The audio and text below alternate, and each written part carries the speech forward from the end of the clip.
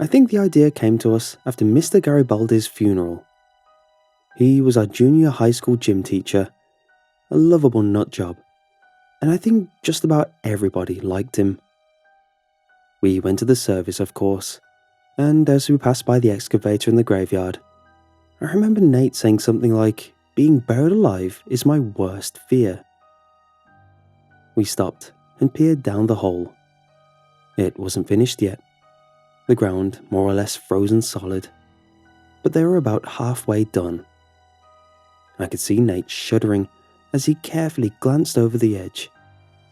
I think Frank noticed his reaction too, and he gave me a weak nod as I raised my eyebrows. Now, it's important to know that Nate was a real prankster.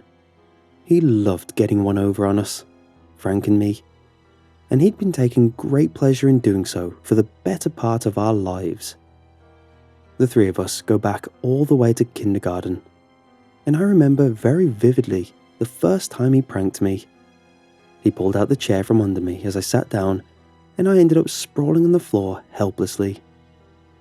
Since then, his pranks have evolved into more sophisticated shenanigans, of course, like bubble wrapping my car, or shaving Frank's head while he slept, or sporadically hacking into our social media accounts to change our profile pictures.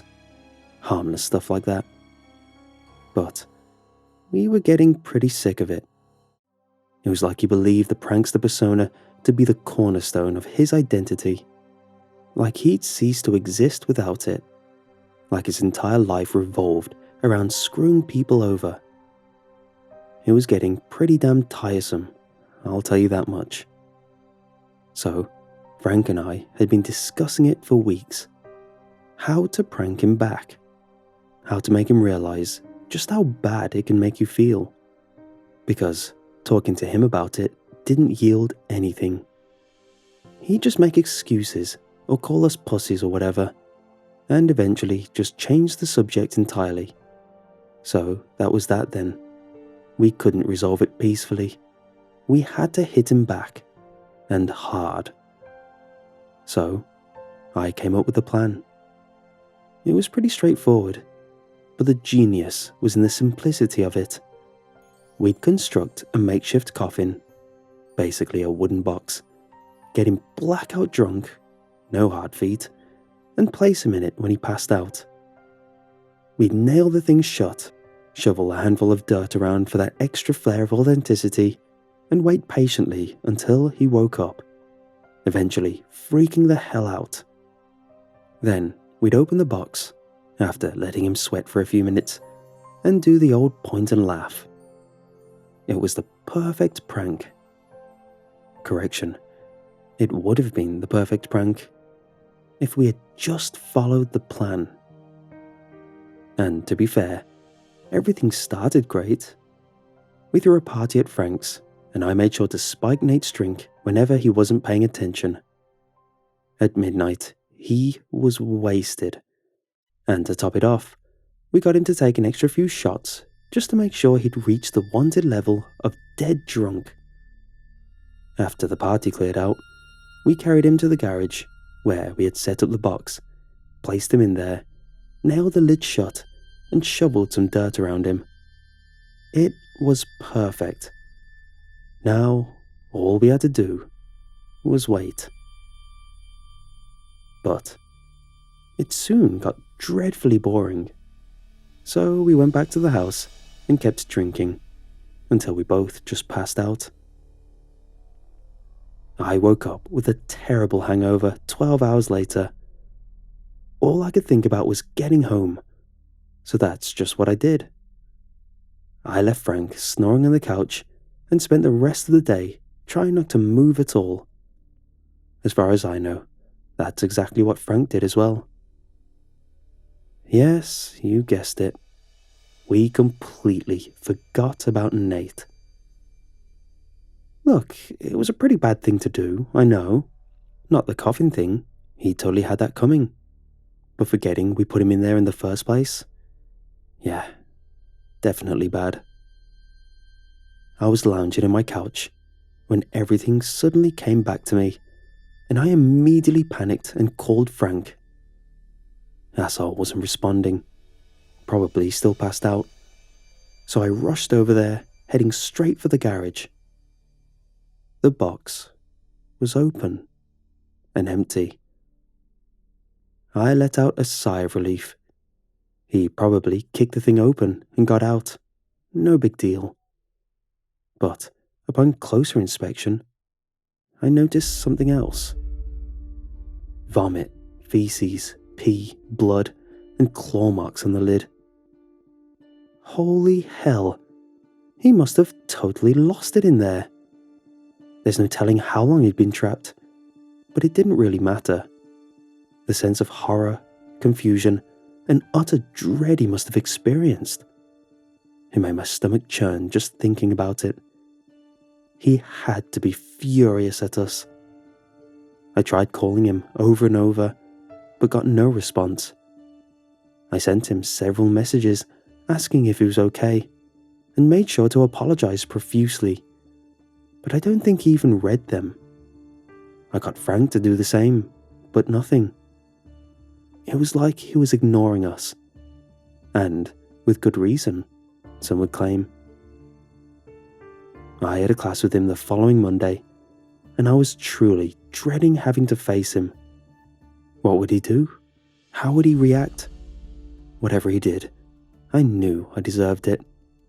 But not knowing what state of mind he was in was torture. I can't really describe how I felt when I saw him approaching me in the hallway. I froze, just stood there, trembling. "Sup, Paul?" he smiled. "You alright?" "What? Yeah," I stuttered. "You?" "Yeah, I'm good." He gave me a pat on the back. "Sick prank you guys pulled." Yeah, I said, hesitantly. "You're not angry?" "Hell no," he laughed. "That was epic." It was weird. It was the opposite of what I was expecting. But maybe it had worked. Maybe he finally understood how it felt being on the other side of a prank. Yet, there was something about him. Something strange. Like, he was too happy. No one should be happy after what we had pulled. But, I don't know. The week went by fine. I mean, there was nothing really out of the ordinary. The days just passed, you know. Nate seemed much calmer. More composed, maybe. But still the same old Nate in most ways. The weekend eventually came, and Frank wanted us all to go out drinking. I guess he was still feeling guilty about what we did, and wanted everything to get back to normal again. I declined. The memories from last weekend still way too fresh in my mind. Nate declined too. He didn't say why, but he seemed pretty chill about it. I didn't do much that weekend.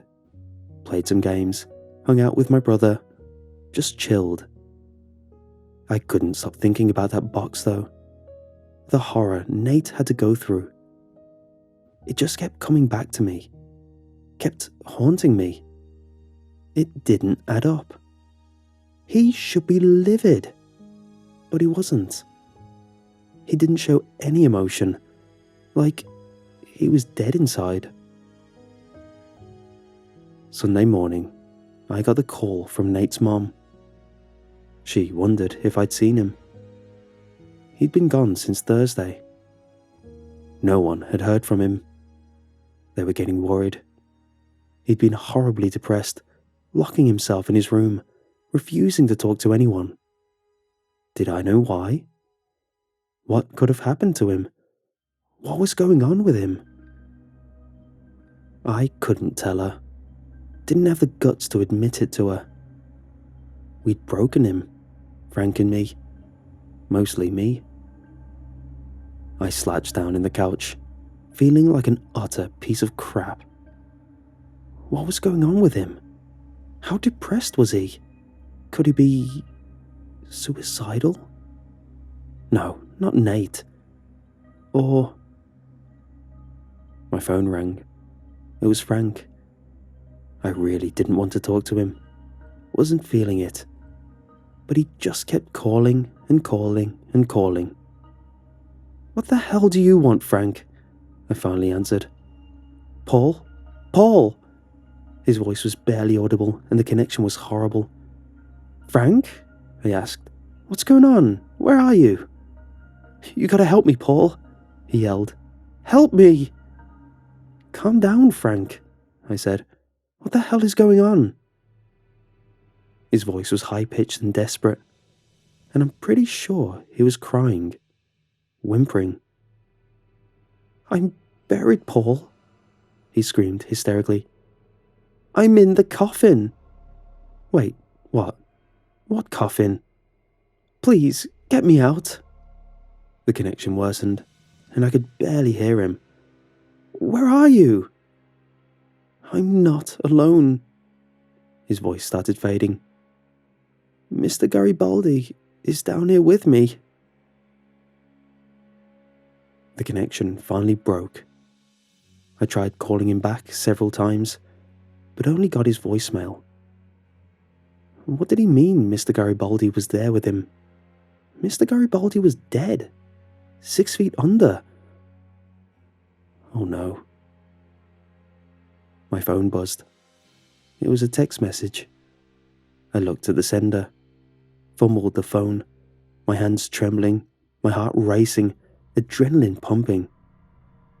It was from Nate. "See you at the funeral, bro."